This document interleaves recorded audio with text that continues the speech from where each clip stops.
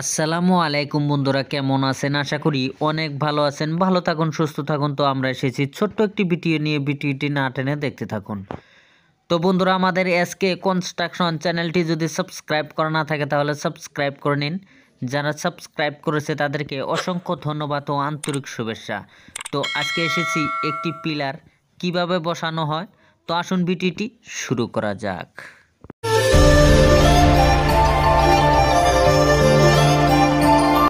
তো বন্ধুরা, দেখছেন একটি পিলার কিভাবে বসানো হয় সেটাই আমরা সরাসরি দেখে নেব। তো এই পিলারটির টোটাল খরচের হিসাব সহ আমি লাস্টের দিকে বলে দেব। এটি দেখছেন এই গাড্ডাটি 5 ফিট বাই 5 ফিট 2 তালার ফাউন্ডেশন করা হইতেছে। এটি দেখছেন এই জালি বসানো হলো এখানে। তবে জালি বসানোর আগে একটি 3 ইঞ্চি সোলিং দেওয়া হয়েছে এবং সোলিংয়ের উপরে 3 ইঞ্চি একটি ঢালাই দেওয়া হয়েছে। ঢালাইয়ের উপরে একটি করে ইটা দিয়ে কভারিং দেওয়া হয়েছে এই জালি বসাবার সময় অনেক সুন্দর করে খেয়াল করতে হবে যাতে করে জালির রডগুলো কোনোভাবেই সাইডে যে মাটি আছে এই মাটি লাগা না থাকে। তবে এই পিলারটি যে দেখছেন এই পিলারটি বসাবার সময় একটু খেয়াল করতে হবে যাতে করে নিচে যে জালিটি দেওয়া হয়েছে সেই জালিটির একটি সাইডে যাতে না পড়ে, সেই জন্যে এই গর্তটি অনেক সুন্দর করে মাপ দিয়ে তারপরে খানতে হবে। অবশ্যই এই পিলারটি খাড়া করার জন্য চারপাশ থেকে এইভাবে রশি টানিয়ে নেবেন,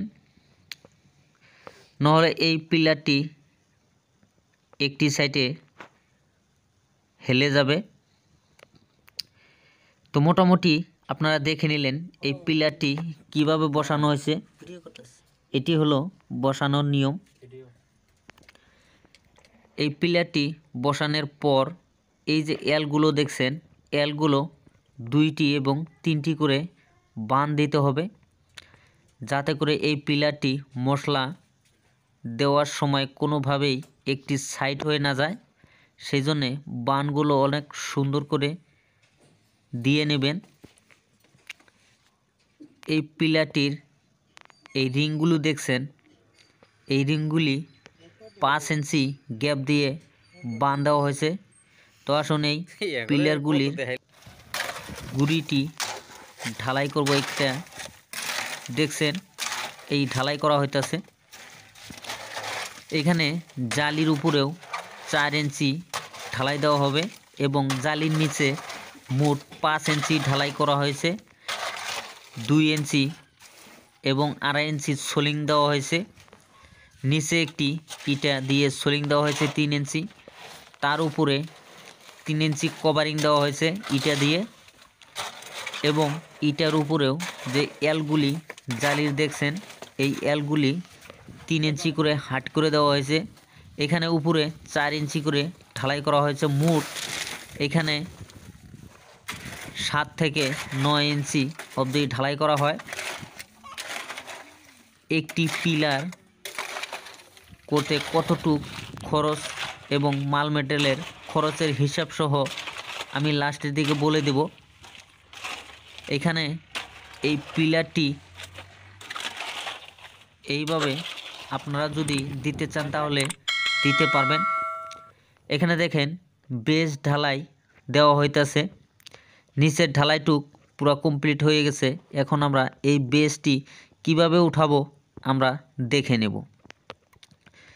এটি দেখছেন এই বেসটি ঢালাই করার পর অনেক সুন্দর করে একটু বালু মশলা উপরে ছিটিয়ে দিয়ে তারপরে অনেক সুন্দর করে অল্প শুকান সিমেন্ট এবং ঘোলা যদি আপনি বানিয়ে দিতে চান তাহলে দিতে পারবেন। এইভাবে অল্পটুক উপরে ঘোলা এবং শুকান সিমেন্টের দিয়ে এইভাবে সুন্দর করে টেনে দেবেন যাতে করে উপর থেকে কোনোভাবেই খারাপ দেখা না যায়।